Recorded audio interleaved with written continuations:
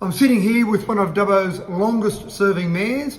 Allan Smith was the mayor of Dubbo for 7.5 years and on council for, you almost made it 25 years on council. Nearly made it to 25, but unfortunately the amalgamation ended that. Yeah, so look, a great effort and congratulations first of all on the fantastic service that you've given to Dubbo over many years. And it's not just council, I mean, your involvement in the Dubbo community has been extensive throughout the time you've been in Dubbo. So congratulations on that first of all.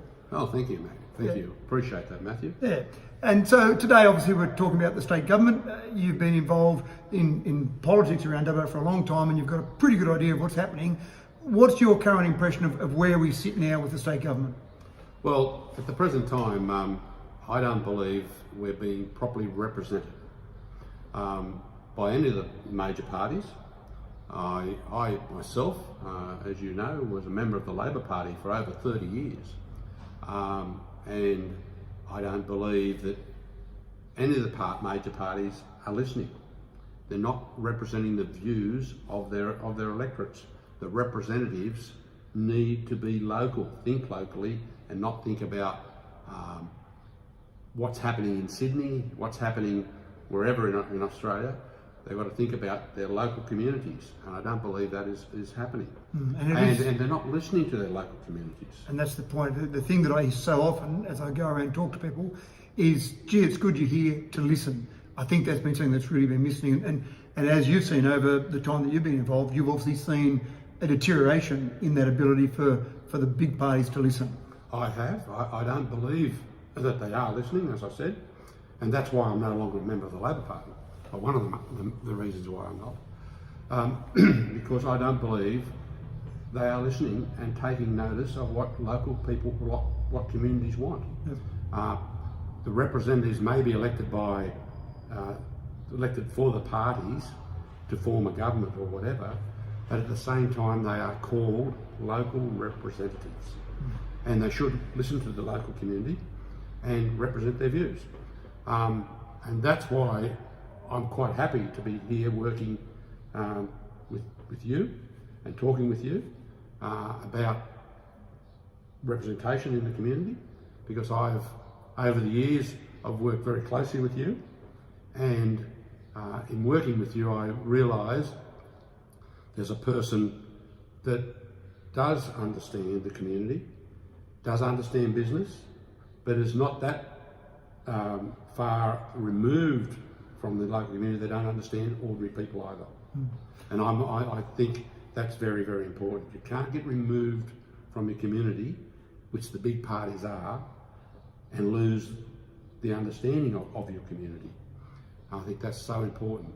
And the other thing that's very, very important, I believe, and that's why another reason why I think Matthew, you'll make a good member, is my dear old dad, who was a very hard-working man. He was a shearer for many, many years. And he said to me, when I was a fairly young fellow, I'm not that young anymore, he always said to me, always remember, son, no matter how far up the ladder you go, how much money you get, the only thing of true value you'll ever have in your life is your word. And I've always found you a man to stick by your word. Thank you. And look, I do have to give you some credit for what I've done in the last 18 years. I remember when I first got onto the Dubbo City Development Corporation as a board member. I remember you were on the board as the mayor of Dubbo at the time, and we're going back to the early 2000s now. And you certainly encouraged me when the chairman was standing down from the role. You encouraged me to stand for the role of chairman, which I did do, and became chairman of the DCDC. And then when the next council election came along, you certainly encouraged me to stand for council, which I did do, and I served on council with you as mayor. And then when you decided you'd had enough time as mayor, you certainly encouraged me to stand as mayor. So you've certainly had a big part of where I've progressed through that public part of my life. Yeah. So I thank you for your encouragement in those areas, but it's also been good to learn from you during that time. I mean, obviously I've seen you as a senior figure in those roles that I've been serving in, and so it's been good to learn from you and to get advice. And even when I became mayor, it was great to be able to continue to talk to you, to ask you advice, to see what you thought. And you didn't agree with everything I did, but you were always happy to give that advice. I was happy to listen to it, but still had to forge my own path. That's correct, and that's very, very true. We didn't always agree on things, and people shouldn't always agree, but you always were prepared to listen. And that's one thing that I I really do think is important. You've got to be able to listen to what people's views are, even if you think that view isn't the right view at the time.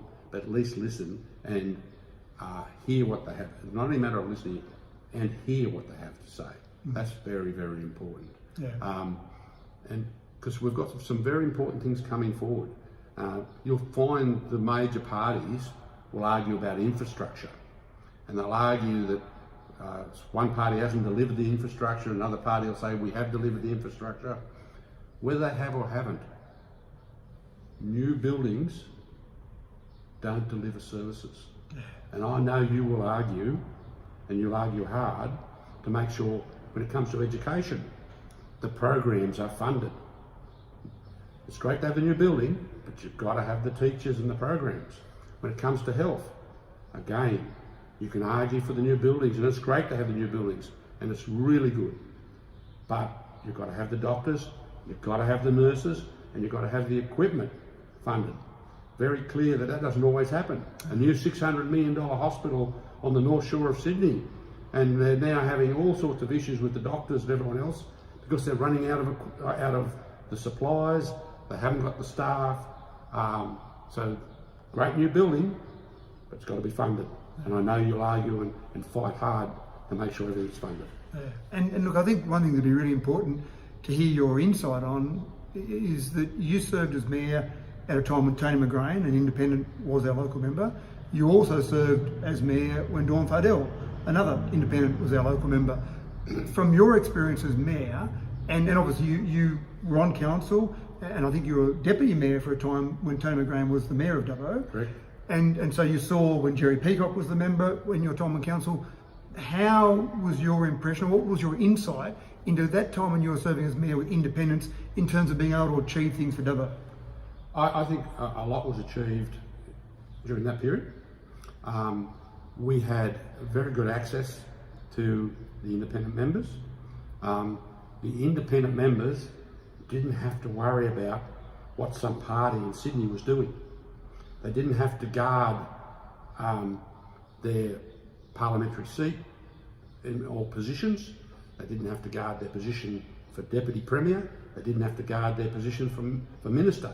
All they had to do was represent their local community, and they did it very well, and we had great access to them. Yeah. And you've told me the story before, which I love, about Tony McGrain's nickname around Parliament House. Oh, well, I've been in Parliament House with Tony when he was the member, and we'd been to see Bob Carr, who was the Premier at the time. And we went in and were talking there, and basically Bob Carr said when Tony walked in, he said, what are you doing here again, Oliver? What do you want now, Oliver? And I went over my head, I said, what's this Oliver business? Anyway, when we went out after the meeting, we went out and said to Tony, why does he call you Oliver? He said, he thinks I'm always in there asking for more. Yeah, and that's what a good independent can do, is get in there and keep asking for more. And I do remember at Tony McGrain's funeral, of course Tony died in 2004 unfortunately, but both Bob Carr, who was the Premier, and John Brogden, who was the opposition leader, both spoke in glowing terms about Tony McGrain at his funeral. And I sat there as a councillor watching the funeral, and I thought it was significant that both sides of politics spoke about Tony in such glowing terms. So he obviously formed relationships with both sides. He did. He formed very, very strong relationships on both sides. That was his modus operandi, because he very strongly was of the view that if you're a good representative, a good independent representative, you'll never be in opposition. You'll always be in government. Yeah, that's good. Anyway, I appreciate the advice you've given me over many years. I appreciate the mentorship you've given me. I appreciate having a chat to you here today. I look forward to support over the next. We've got 4 months to go from today. Yep. 4 months to the election. But it's been good talking to you today, and appreciate your thoughts. Yep. Thank you very much, Matthew. Thanks, Al. Thank you.